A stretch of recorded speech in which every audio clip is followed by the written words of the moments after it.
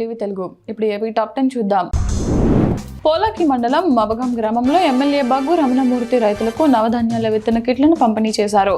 రైతు సాధికారిక సంస్థ ఆధ్వర్యంలో ఈ కిట్లను రైతులకు అందజేస్తున్నట్లు ప్రకృతి వ్యవసాయ మాస్టర్ ట్రైనర్ తోట రమణ తెలిపారు. ఖరీఫ్లో ఈ విత్తనాలను వినియోగించుకోవాలని ఆయన సూచించారు. ప్రకృతి వ్యవసాయంపై దృష్టి సారించాలని ఎమ్మెల్యే రైతులకు పిలుపునిచ్చారు.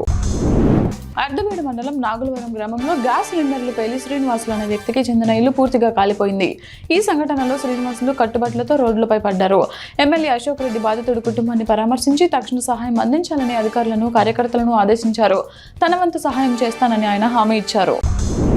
అంతర్వేది పుణ్యక్షేత్రాన్ని ప్రముఖ పర్యాటక కేంద్రంగా అభివృద్ధి చేసేందుకు ప్రత్యేక కృషి చేస్తున్నట్లు ఎంపీ గంటి హరీష్ మాథూర్, ఎమ్మెల్యే దేవ వరప్రసాద్ తెలిపారు. అంతర్వేది బీచ్ లో నూతనంగా ఏర్పాటు చేసిన బోటింగ్ పాయింట్ ను వారు ఘనంగా ప్రారంభించారు. సముద్రం, గోదావరి కలిసే పవిత్ర సంగమ ప్రాంతమైన అంతర్వేదికి భక్తుల తాకిడి ఎక్కువగా ఉంటుందని, పర్యాటకుల సౌకర్యార్థం హోటళ్లు, రిసార్ట్లు, కళ్యాణ మండపాల నిర్మాణంపై దృష్టి సారిస్తున్నట్లు వారు వెల్లడించారు. రాష్ట్ర గనుల శాఖ మంత్రి కొల్లు రవీంద్ర మోపిదేవిలోని శ్రీవల్లి దేవసేన సమేత శ్రీ సుబ్రహ్మణ్యేశ్వర స్వామి వారిని దర్శించుకున్నారు. ఆయన నాగపుట్టలో పాలు పోసి ప్రత్యేక పూజలు నిర్వహించారు. ఆలయ అర్చకులు ఘన స్వాగతం పలికి స్వామివారి చిత్రపటం ప్రసాదాలను అందించారు.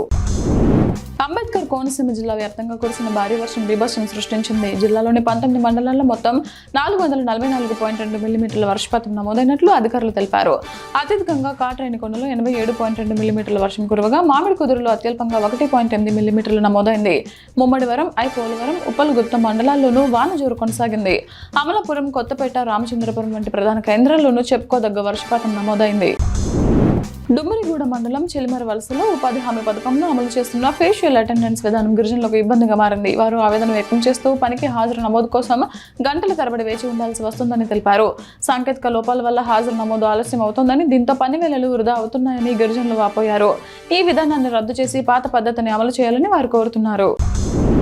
నరసన్నపేట మండలం కరగం పంచాయతీలోని చిన్న కరగం గ్రామంలో గత ప్రభుత్వ హయాంలో నిర్మించిన సామూహిక మరుగుదొడ్లు నిరుపయోగంగా మారాయి.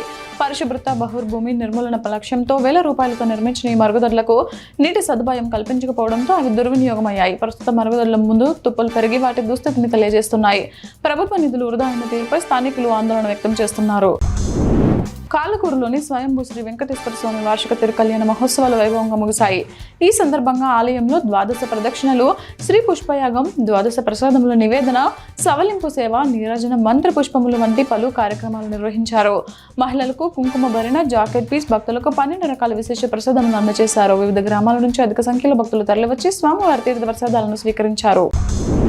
శ్రీకాళహస్తీశ్వర దేవస్థానంలో మృత్యుంజయ స్వామికి నాడు విశేష అభిషేకం వైభవంగా జరిగింది. స్వామివారికి పాలు, పెరుగు, తేనె, సుగంధ ద్రవ్యాలతో అర్చకులు అభిషేకాలు నిర్వహించారు.